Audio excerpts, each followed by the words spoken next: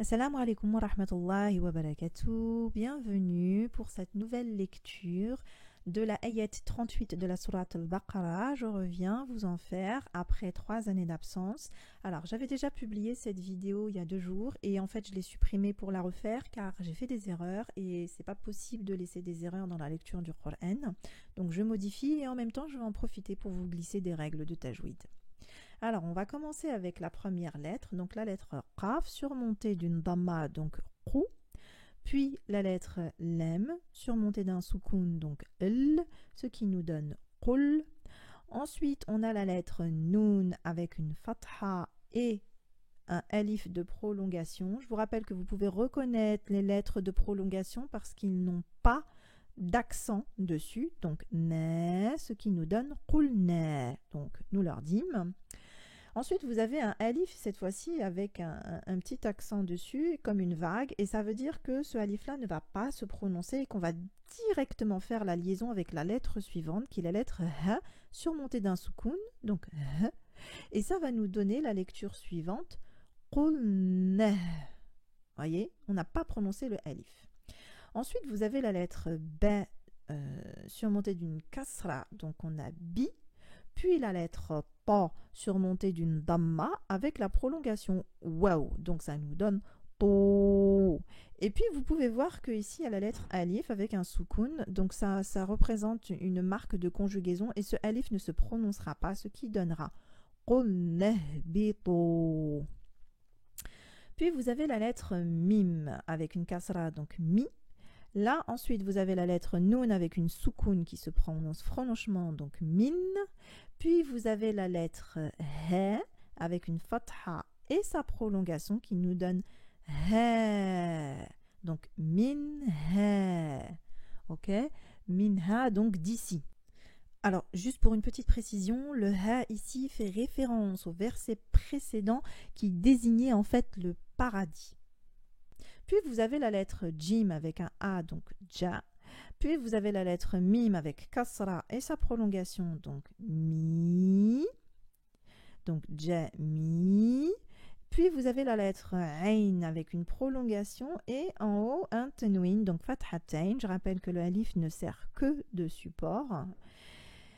Et après, vous allez, donc Jami An, ça nous donne, et là vous allez remarquer que juste après, il y a une espèce de petit sigle qui vous donne en fait l'autorisation de marquer une pause. Et vous avez le choix à ce moment-là sur 2 choses. Soit vous enchaînez la lecture avec la lettre qui va suivre, qui est la lettre Fa. Et dans ce cas-là, on va rencontrer une règle de tajwid qui va nous parler en fait d'atténuation, donc l'irfa, et qui va dire que le son N du tanwin, donc jami'an, va être atténué et on va avoir une nasalisation, ça va sortir par le nez, donc une runna jami'an fa. Soit vous marquez une pause, et dans ce cas-là, vous ne prononcerez pas du tout le tanwin, il va disparaître et on dira jami'a. Voilà. Donc là, on va dire qu'on continue. Et puis donc, jami'an fa, fa, la lettre fa avec fatha, donc on a dit fa. Puis ensuite, vous avez un alif, et là, c'est pas un alif de prolongation puisqu'il y a une hamza juste en dessous avec la kasra, donc i, fa, i. Puis vous avez la lettre mim surmontée d'une shadda avec un fatha et une prolongation. Donc on doit insister sur la lettre mim, et pour insister sur la lettre mim, il faut s'appuyer sur la lettre précédente, ce qui nous donne fa'imma. Voyez? Ensuite, vous avez la lettre ya avec une fatha. Et le alif qui suit n'est pas une prolongation, donc ça nous donne ya.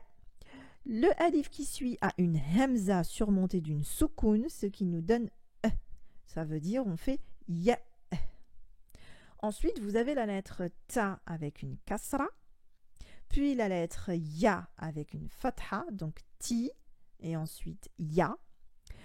Et ensuite, vous avez un noun avec une shadda et surmonté d'une fatha, donc na. On doit insister sur le noun.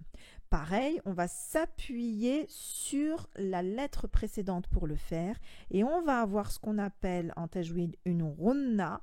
On va avoir une nasalisation en appuyant sur la lettre, ce qui donnera yatiyanna. Voyez, ça remonte un peu dans le nez. Puis vous avez la lettre kaf avec une damma, puis la lettre mim avec rien. Donc, yatiyannakum. Alors vous allez voir d'ailleurs pourquoi la lettre mim n'a rien, parce que la lettre qui suit, c'est aussi la lettre mim surmontée d'une kasra et d'une shadda. Donc la kasra là, vous voyez, c'est une kasra parce qu'elle est juste, le trait est juste en dessous de la shadda. Donc on a mi, mais on doit s'appuyer pour insister. Alors on va encore appliquer une règle de tajwid qui est l'idram, une assimilation. On va assimiler les deux mimes ensemble, ce qui va donner yatiyannakum min. Alors la suite c'est encore un noun avec une shaddain, kasra, et donc on va encore insister et faire encore la runna, c'est-à-dire la nasalisation. Donc ça va nous redonner yatiyannakum minni. Voyez, et à la fin donc vous avez une prolongation, hein, le ya sans les deux points. Je vous rappelle que parfois les deux points n'apparaissent pas dans les règles du Qur'an.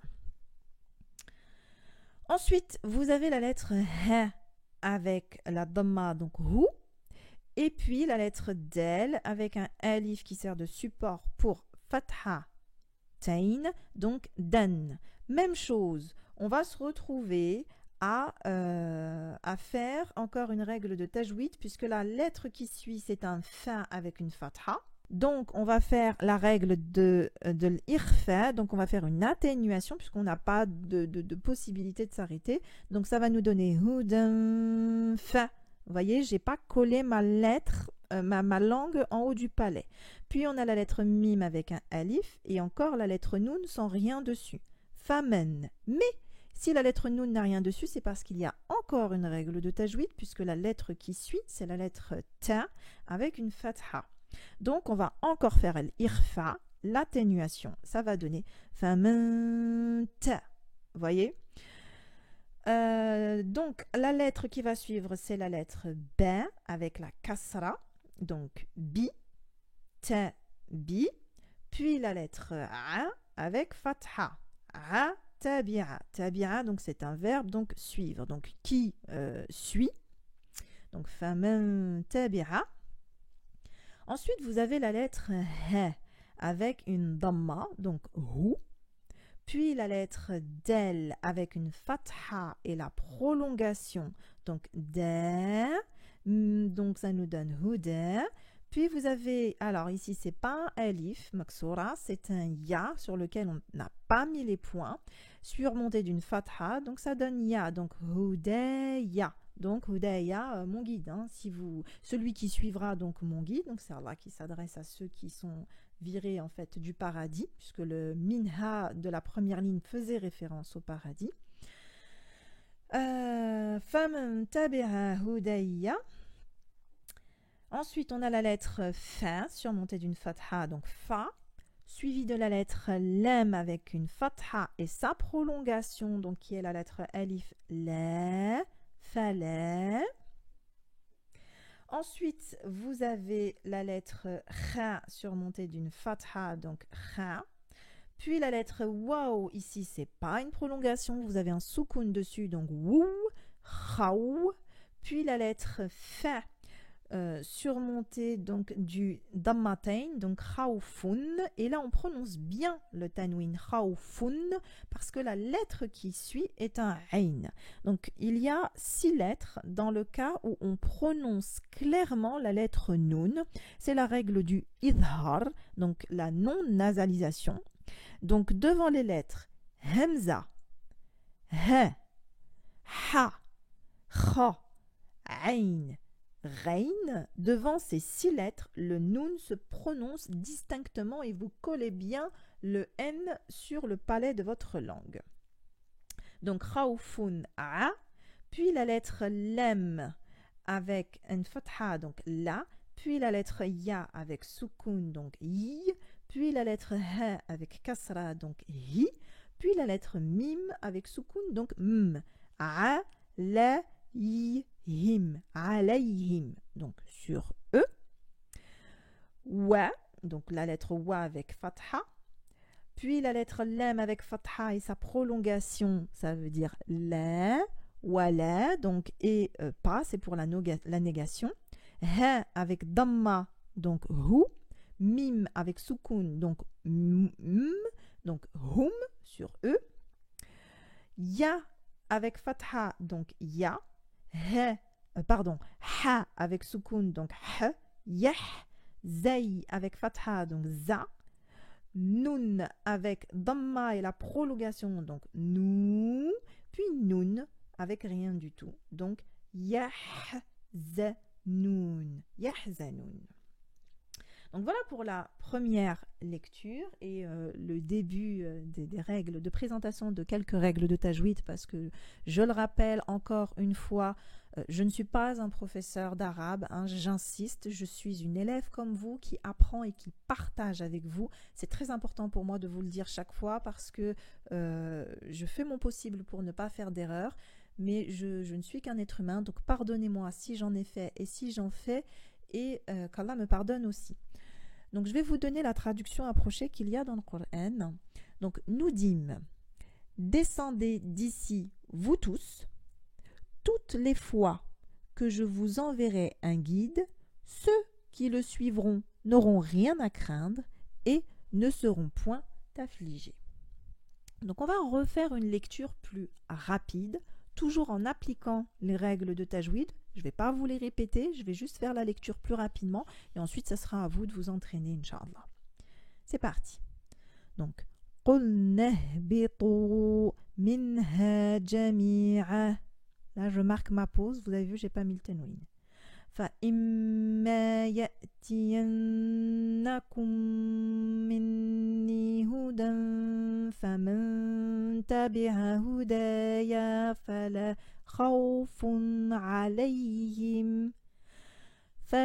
خوف عليهم ولا هم يحزنون. Alors une petite parenthèse, vous avez remarqué qu'à un moment donné j'ai fait une répétition, c'est parce que je n'avais plus de souffle pour continuer, et comme on ne peut pas couper n'importe où comme ça au sein d'une phrase, si on s'arrête, il faut reprendre à un moment donné où il y a un sens. D'accord ? Donc c'est vrai que vous arriverez à reprendre là où il faut à peu près quand vous commencerez à avoir plus de sens dans les phrases que vous lisez, que vous arriverez à repérer plus facilement les verbes, les noms et les particules. Voilà, donc c'est tout pour aujourd'hui. On se retrouve Inch'Allah pour une prochaine lecture. N'oubliez pas que vous pouvez retrouver tous les documents qui sont produits sur le blog arabe-video.com et vous aurez la possibilité donc sur le blog de télécharger gratuitement tous les documents que je mets à votre disposition. Wassalamu alaikum wa rahmatullahi wa barakatuh.